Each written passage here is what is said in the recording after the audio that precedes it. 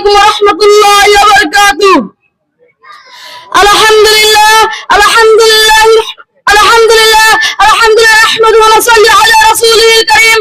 أما بعد أعوذ بالله من الشيطان الرجيم. بسم الله الرحمن الرحيم. على ابن هريرة قال قال رسول الله صلى الله عليه وسلم مصدر عبد الله. সর্বপ্রথম সেই এক মহান আল্লাহ তাআলা রাব্বুল আলামিন যিনি আজ আমাদেরকে এই জলসার মধ্যে বসে ইসলামের কথা বলার জন্য এবং শোনার জন্য তিনি দান করে দিয়েছেন, তার উপর ধন্যবাদ করে নেই। সকলে বলুন আলহামদুলিল্লাহ। তারপর যিনি আহমদ মুসলিম যিনি এত কষ্ট করে এত মেহনত করে দিন ইসলামকে প্রচার করেছেন, তার উপর ধন্যবাদ করে সকলে বলুন সাল্লাল্লাহু আলাইহি সাল্লাম। আমি আজ আপনাদের সম্মুখে যে বিষয়টা দানের মনে হচ্ছি সেই বিষয়টা হচ্ছে জান্নাতের বিবরণ। মানুষের মাধ্যমে সরকার সুযোগ হয় যারা মরলে বা জান্নাত লাভ করতে পারবে, আর অসৌভাগ্য হয় যারা মরলে বা জাহান্নামে যাবে। জান্নাত একটা অনেক বড় শান্তির জায়গা, জান্নাত শান্তির বিবরণ দেওয়া।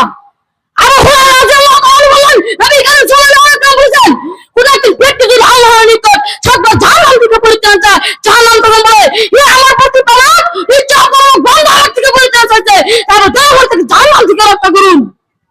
আর কোন একটি ব্যক্তি সাতবার জান্নাত চাইলে জান্নাত তখন বলে, হে আমার প্রতিপালক, ইচ্ছা করো আমার বান্দা আমাকে চাইছে, তারপর দয়া করে তাকে জান্নাতে প্রবেশ করান। আনাস ইবনে মালিক রাদিয়াল্লাহু তাআলা বলেন, নবী করিম সাল্লাল্লাহু আলাইহি ওয়াসাল্লাম বলেছেন, কোন একজন ব্যক্তি তিনবার জান্নাত চাইলে জান্নাত তখন বলে, হে আমার প্রতিপালক, ইচ্ছা করো আমার বান্দা আমাকে চাইছে, তারপর দয়া করে তাকে জান্নাতে প্রবেশ করান। আর কোন একজন ব্যক্তি তিনবার জাহান্নাম থেকে পরিত্রাণ চাইলে জাহান্নাম তখন বলে, হে আমার প্রতিপালক, ইচ্ছা করো আমার বান্দা আমার থেকে পরিত্রাণ চাইছে, তারপর দয়া করে জাহান্নাম থেকে রক্ষা করুন। ও তাহলে বর্ণিত হয় যে তুমি সাতবার এমনকি তিনবার জাহান্নাম থেকে পরিত্রাণ চাও এবং জান্নাত চাও।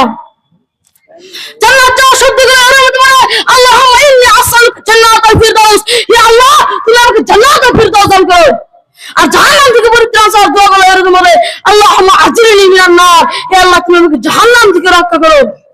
এই মহান আল্লাহ তাআলা বললেন, তাকফুরুনা, এই জাহান্নাম যার দ্বারা তোমাদেরকে পৃথিবীতে সাবধান ও সতর্ক করা হয়েছিল। তারা পৃথিবীতে যা কুরবানি করেছিল তার প্রতিফল এই জাহান্নাম। ও তাআলা বর্ণিত হয় যে জাহান্নামীদেরকে জাহান্নামে দেওয়ার সময় পৃথিবীর কথা বর্ণনা করে তাদেরকে জাহান্নামে দেওয়া হবে। আপনারা আমার জন্য দোয়া করবেন, আমি যেন বড় একটা আলেম জানি হতে পারি, বড় আলেম হয়ে যেন দেশের জন্য কিছু একটা করতে পারি। আলহামদুলিল্লাহ। আসসালামু আলাইকুম ওয়া রাহমাতুল্লাহি ওয়া বারাকাতুহু।